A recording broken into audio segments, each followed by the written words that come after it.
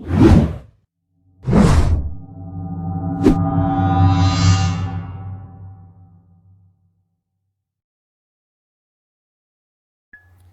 students, welcome to our YouTube channel Chem Origin. This is Dr. Satish from RGUKT Srikakulam. Students, in this module, I explained the topic is second law of thermodynamics and Gibbs free energy G and change in free energy delta G value. With the help of delta G value means spontaneity in terms of free energy change. So with the help of delta G value, how we can identify whether a given process is a spontaneous process or spontaneous reaction or non-spontaneous or equilibrium. So these are the topics I dealt in this video. Okay, now we can start our thermodynamics class. Dear students, next important topic is second law of thermodynamics. Already we learned first law of thermodynamics. According to first law of thermodynamics, delta E, change in internal energy, is equals to Q plus W if work is done on the system, or delta E is equals to Q minus W, work is done by the system. Next law is second law of thermodynamics. So like first law of thermodynamics, we can also define second law of thermodynamics in different forms. So we can see one by one. First type we can see, it is not possible to convert heat into work without compensation. So students, in order to convert heat into work, we should give some compensation, we should give some energy, we should provide some support, then only the heat is converted into work. So first law of thermodynamics, according to first law of thermodynamics, energy neither created nor destroyed, but one form can be converted into another form. But here in second law, what it said, it is not possible to convert into heat into work without compensation. So we should give some compensation or some energy or some support from outside, then only the heat is converted into the work. This is the first type of definition. And another form we can see the definition for second law of thermodynamics. It is impossible to construct a heat engine of 100% thermal efficiency. Okay, students, if we should make a heat engine which is work continuously, but its functioning is 100% thermal efficiency is not possible to make it, means it is impossible to prepare or to discover a heat engine which work 100% thermal efficiency.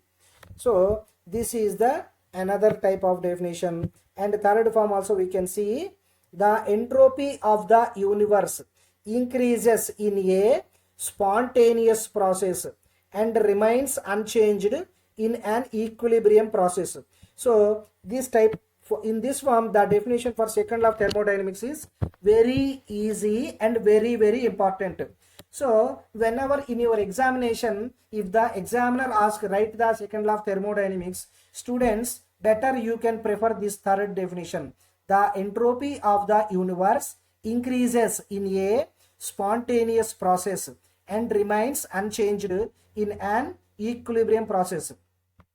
So students, in the previous module 6 thermodynamics, we discussed about this entropy and spontaneous process.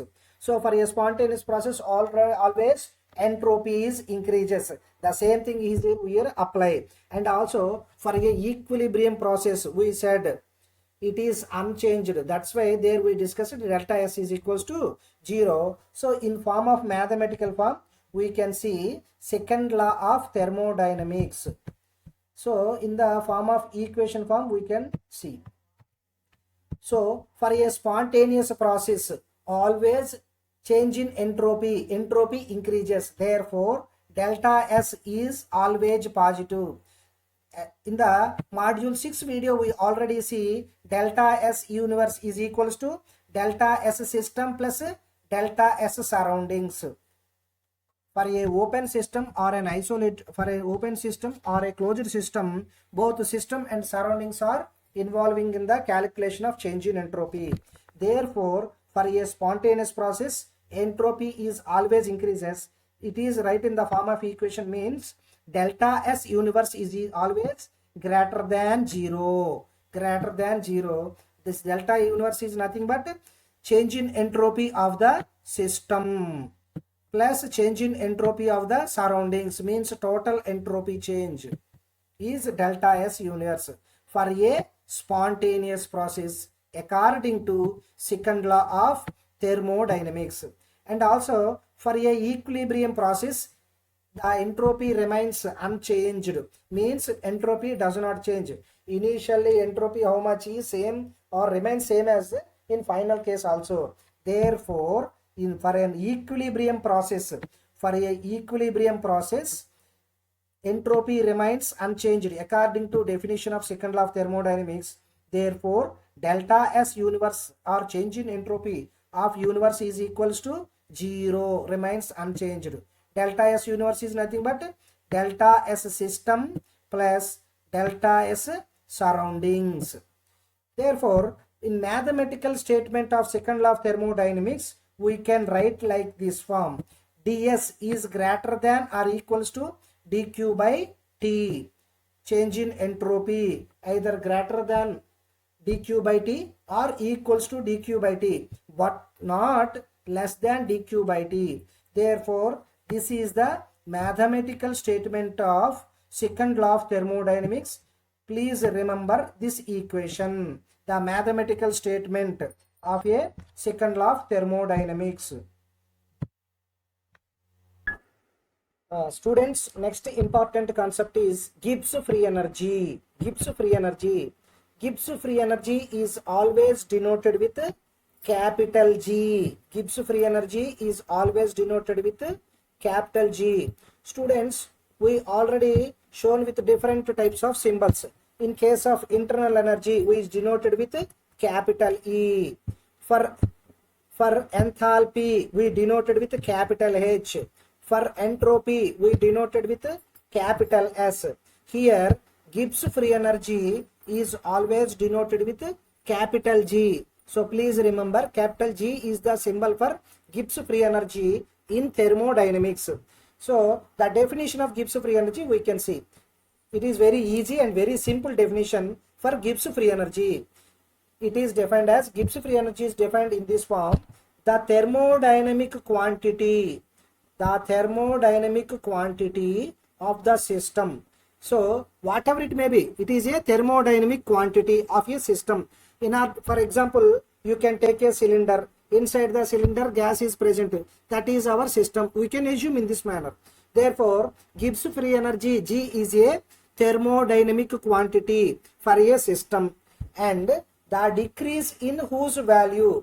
So during the process, some amount of this thermodynamic quantity is decreased. Initially it has specific value. After some process, after some time, its value is decreased. So how much amount value of the thermodynamic quantity is decreased during the process is equal to useful work done by the system. So this we can shown as a delta G is equals to work done by the system. Work done by the system. So students, Gibbs free energy is a thermodynamic quantity for a system. During the process, its value is decreased. How much amount of this thermodynamic quantity is decreased? Equal to that much amount of work was done by the system. So it is indirectly equal to, indirectly it shows the first law of thermodynamics, students. Energy neither created nor destroyed, but one form may be converted into other form. Similarly, how much amount of the G is decreased during the process, equal to that amount of work was done by the system. So this we can shown as a, because initially it has some value, during the process its value decreases. Therefore the change in G value, delta G is equals to W system, work done by the system. Very easy to remember the definition of Gibbs free energy. Students, mathematically it can define as a G is equals to H minus Ts. We know G is Gibbs free energy, where G equals to H minus Ts. H is, we know students, enthalpy, enthalpy. T is absolute temperature. Capital S, already here we discussed entropy. Therefore, enthalpy minus product of absolute temperature and entropy is equals to Gibbs free energy. Very, very important relation. So students, please remember G is equals to H minus Ts relation. This is very important relation. Here H is enthalpy, T is absolute temperature, and S is entropy. And from the definition of enthalpy, we know that at the concept of enthalpy, we discussed H is equals to E plus PV, sum of the internal energy and product of the pressure and volume. H equals to E plus PV. We know this relation and we are learned there at enthalpy concept. Therefore, from equation 1 and from equation 2, we can write equation 1 as a G is equals to E plus PV minus Ts. Here what I did, in place of H, I substituted E plus PV. Therefore, my Gibbs free energy definitional equation G equals to H minus Ts becomes G is equals to E plus PV minus Ts. Students, Gibbs free energy is also like internal energy, enthalpy and entropy. Gibbs free energy also a state function. It is a state function or state variable. Therefore, it is not possible to calculate its absolute value or exact value. Therefore, in this case, what we did in case of internal energy, in case of enthalpy, in case of entropy, we instead of internal energy we calculated change in internal energy. In case of enthalpy we calculated change in enthalpy. In case of entropy we calculated change in entropy. Similarly, Gibbs free energy capital G is a state function. Therefore, it is not possible to calculate its absolute value. That's why here we calculate change in Gibbs free energy. For a Gibbs free energy change or change in free energy at constant temperature and pressure. So students, please be concentration here. Here we are taking constant temperature and pressure. At a constant temperature and pressure only we are calculating the change in free energy. That is nothing but delta G at a constant temperature and pressure. So pressure, whenever I said pressure is constant means change in pressure delta P0. Similarly, temperature is constant means delta T is 0. Therefore, students, then we can found the change in free energy delta G. Already just now from the definition we learn G is equals to H minus Ts. Therefore, change in free energy delta G is becomes delta H minus T delta S. Students, here what I did, just I differentiate this equation. So differentiate the equation G equal to H minus Ts becomes delta G is equals to delta H minus T delta S. Here I already mentioned in the above case constant temperature. Therefore, delta T is 0 because H becomes delta H.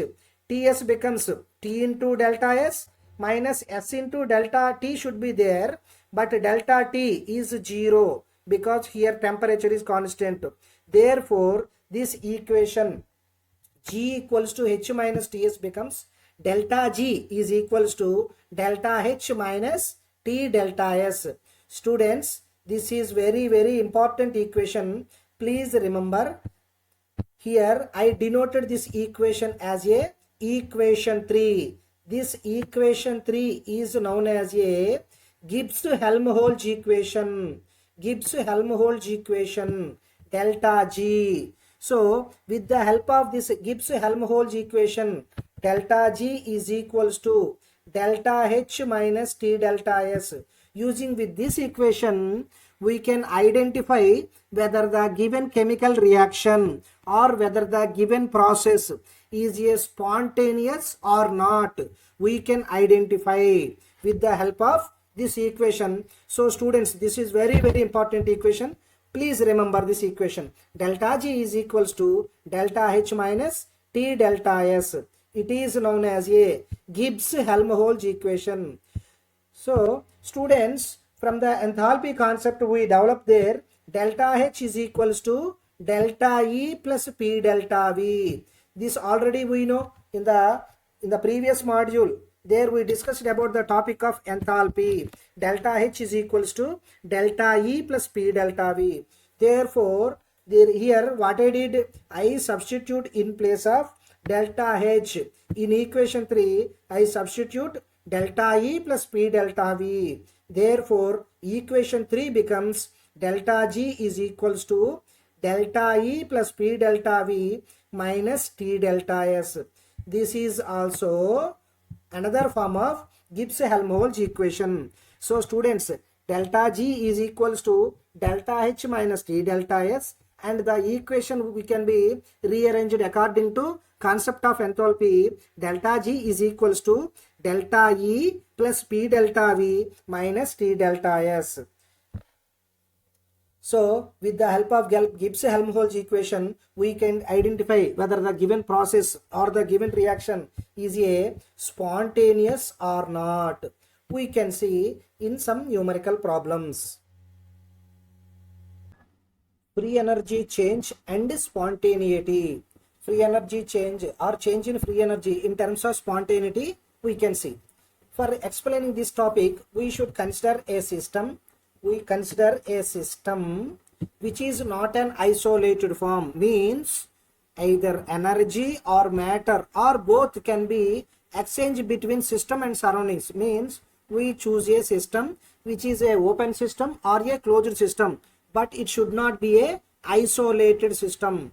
Therefore, like that of system we are chosen to explain this concept. Okay students, consider a system which is not isolated from its surroundings. In this case, the total entropy change can be calculated. Already see in the entropy concept, delta S total is equals to delta S system plus delta S surroundings, because here energy or matter are both exchange between system and surroundings. Therefore, total change in entropy is equals to change in entropy in system as well as plus change in entropy in surroundings. We can assume this is a equation 1. We can assign this is a equation 1. And you consider this process is carried at a constant temperature. Temperature T is taken as a constant, and pressure P also we can take as a constant. Suppose the system, let us assume, suppose a cylinder is there. You can assume a cylinder is there. In this cylinder our system gas is present inside the cylinder. This is our system. So let QP amount of the heat given by the system to the surroundings. This is our system. From system we are getting a heat, let it be QP, which is coming from system to the surroundings. This is assumed as a QP. QP amount of the heat is coming from system to the surroundings. Then we can write a relation QP surroundings, heat coming into the surroundings. Therefore, it is plus QP. System is here, system is giving heat to the surroundings. That's why we can write the equation minus QP system. Heat is given by the system. That's why here I mentioned with minus QP. Students, please careful here. For surroundings, heat is coming from system. Therefore, surroundings heat is plus QP. Whereas heat is given by the system. Therefore, it becomes minus QP.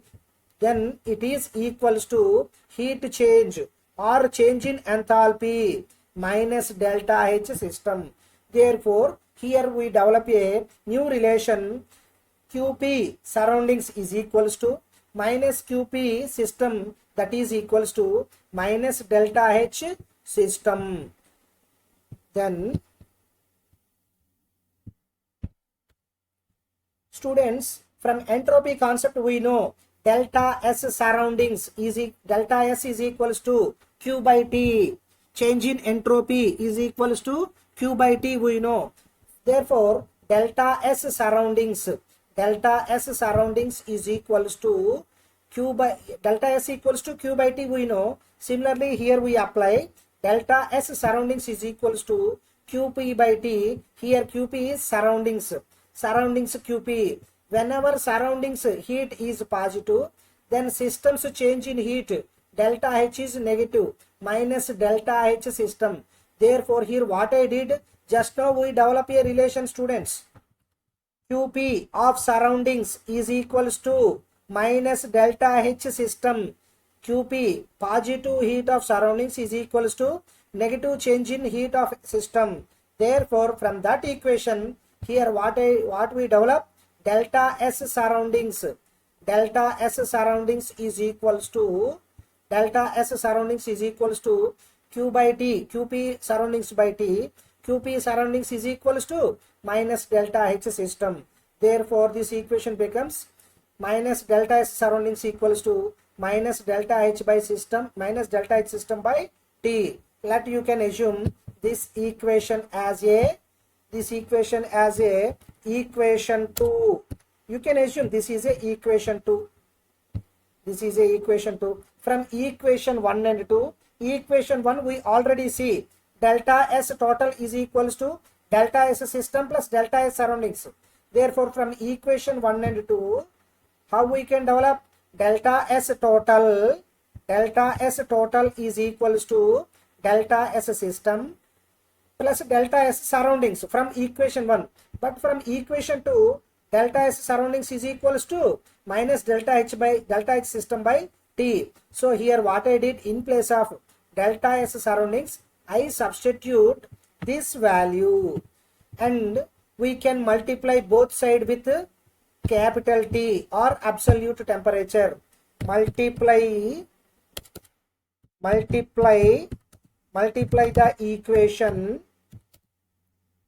the equation both sides with capital T. Then the equation becomes T delta S total is equals to T delta S system minus T into T by T. So both are cancelled in numerator and denominator, and it becomes minus delta H system. Therefore, here we are getting, after multiplication with absolute temperature T delta S total is equals to T delta S system minus delta H system. Students, here we can do multiply this equation both sides with minus charge. Multiply the equation both sides with minus charge or negative charge. Then the equation becomes minus T delta S total is equals to minus into minus plus. Therefore, plus delta H system. This here I write delta H system minus into plus minus. Therefore, minus T delta S system. Whenever we multiply this equation both sides with negative charge, the equation becomes minus T delta S total is equals to delta H system minus T delta S system. Okay. Then here we develop a new relation. Students, just now we learned Gibbs-Helmholtz equation. Gibbs-Helmholtz equation is delta G is equals to delta H minus T delta S. See here, delta H system minus T delta S system. Therefore, then we can write here, in place of delta H system and minus T delta S system, place according to Gibbs-Helmholtz equation, I write delta G value here. Therefore, the equation is becomes delta G system is equals to minus T delta S. Students, please remember this equation. Very, very important. very important. Delta G system is equals to minus T delta S. So depend upon this equation, we can identify whether the given process is a spontaneous or not. Okay, so please remember this equation. Delta G system is equals to minus T delta S. So students, we have a new relation. Delta G is equals to minus T delta S. Delta G is equals to minus T delta S. With this help, with the help of this equation, we can identify with the help of change in free energy whether a given process or a given reaction is a spontaneous or non-spontaneous or equilibrium. For example, we know from entropy concept, for a spontaneous process, delta S always positive. Delta S always positive for a spontaneous process. Students, we already learned this topic. So change in entropy positive for a spontaneous process. So delta S positive means delta S is greater than 0. When you substitute delta S value positive, then delta G becomes negative. Therefore, then we can conclude that delta S positive means minus T delta S becomes negative. Therefore, delta G value negative. From this, we can conclude that delta G is negative for a spontaneous process. Delta G is negative for spontaneous process. Okay, students, suppose this delta S value is equals to 0. Whenever the delta S value equals to 0 for a equilibrium reaction or for a equilibrium process. For equilibrium process, we know change in entropy delta S is equals to 0. Therefore, 0 into T becomes 0. Then delta G equals to 0. Therefore, for a system, delta G is 0 for a equilibrium reaction. Delta S change in entropy also 0 for a equilibrium reaction. Students, if suppose delta S value negative, then what happen? According to this equation, minus delta S value negative means minus into minus positive, then delta G becomes positive. Therefore, if delta G value is equals to positive, then the reaction is a non-spontaneous. Therefore, students, please remember, this is very important concept.